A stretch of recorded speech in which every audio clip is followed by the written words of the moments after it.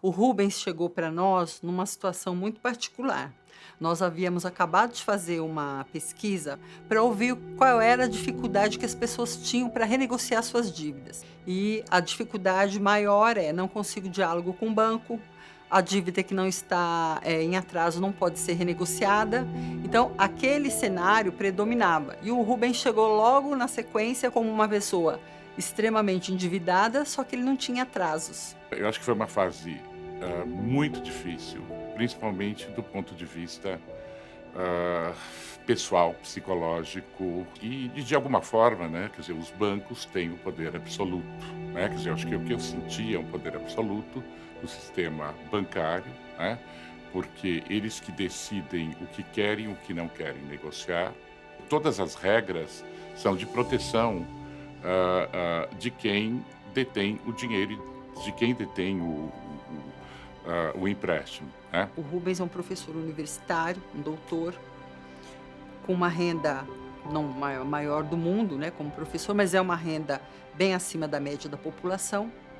E mesmo assim ele foi vítima desse processo de endividamento.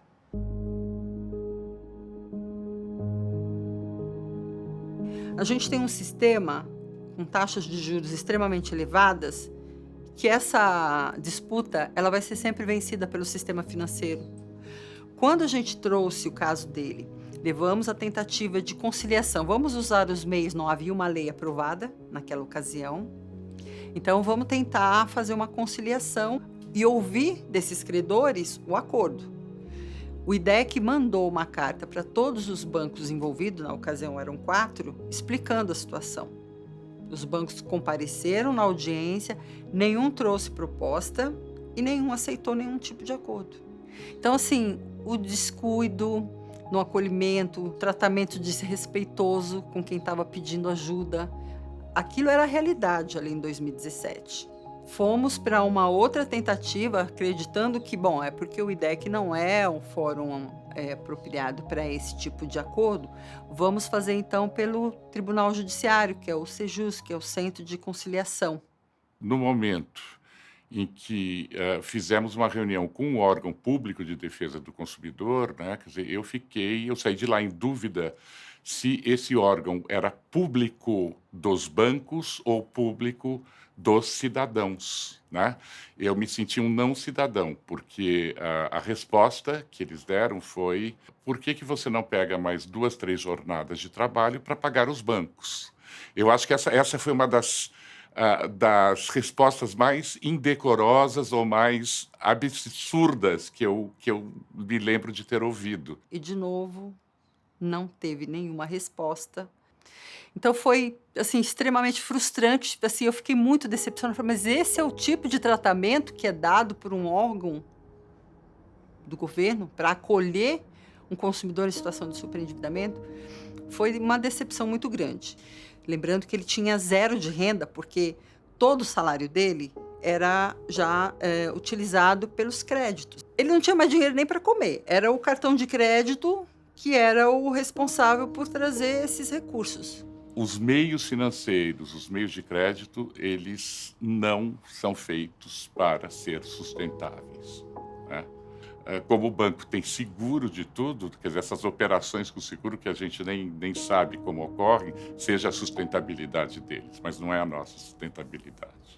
É um assédio muito grande, falei, e o absurdo, né, a gente tentou o diálogo e não conseguia. Teve um momento também que a gente teve que dizer a ele: olha, você vai ter que vender o seu carro. Você não está pagando, o banco, se você deixar o teu carro numa blitz de rua, ele pode simplesmente falar: por falta de pagamento esse carro está apreendido. Então você não vai ter o carro e ainda vai ter a dívida.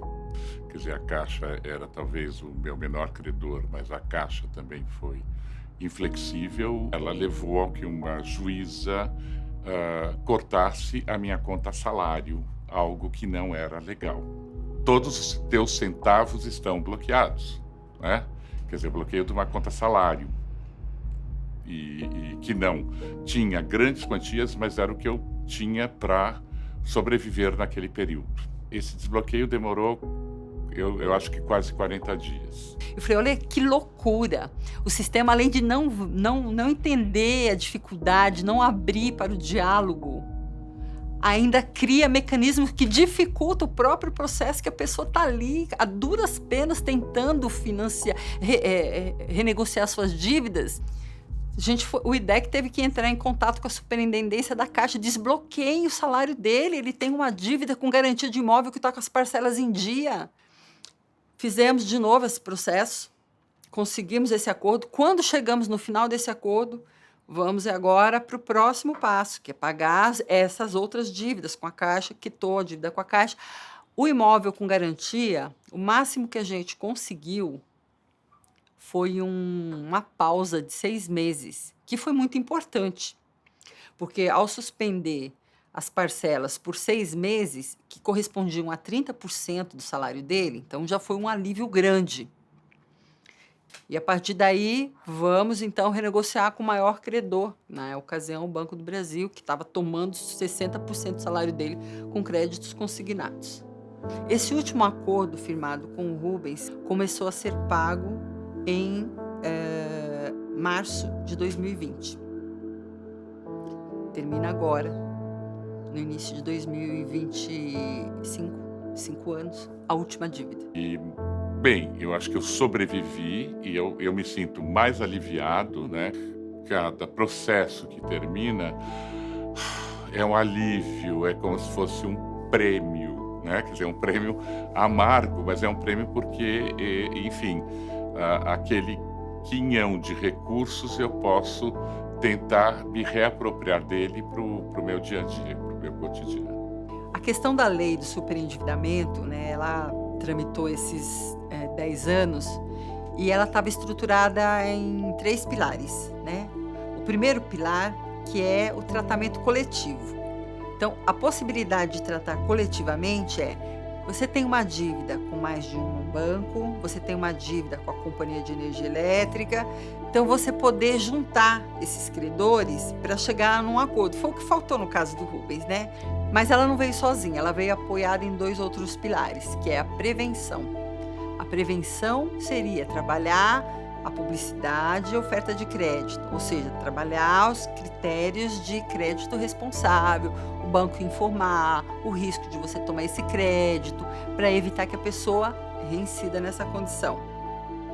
E o terceiro, que é disciplinar a oferta mesmo. Então, quer dizer, a educação financeira, disciplinar a oferta de crédito e tratar o crédito coletivamente.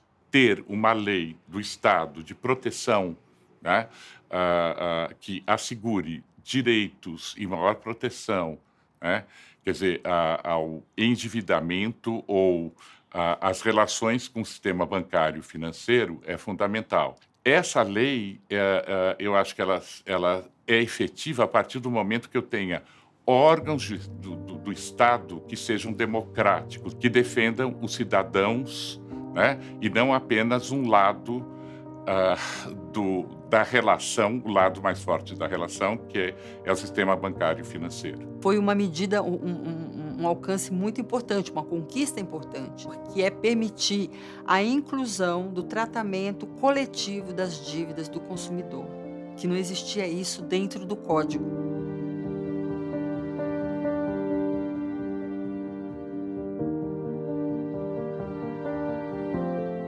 Só que ela precisa ser regulamentada. E a regulamentação é justamente esse momento onde você precisa sistematizar os mecanismos de acolhimento. Qual é a história dessa pessoa? De onde vem o endividamento dessa pessoa? Com quantos credores ela está envolvida? Com bancos, são empresas de concessionária de energia, de água.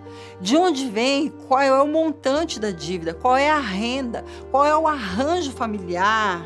E como que a gente vai colocar esses credores dialogando com essa realidade?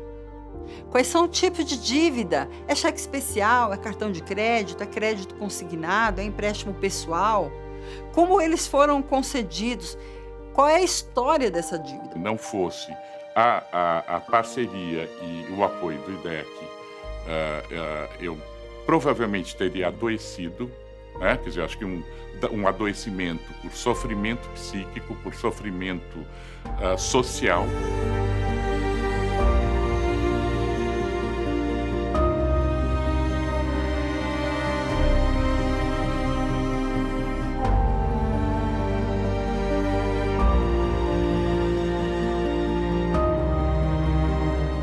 eu era associado do IDEC e me senti defendido como um associado. Acho que o caso do Rubens, se ele tem algo que ele vai contribuir, é que a gente chegou na história do Rubens com 2 anos, sem uma lei, mas é possível. É possível.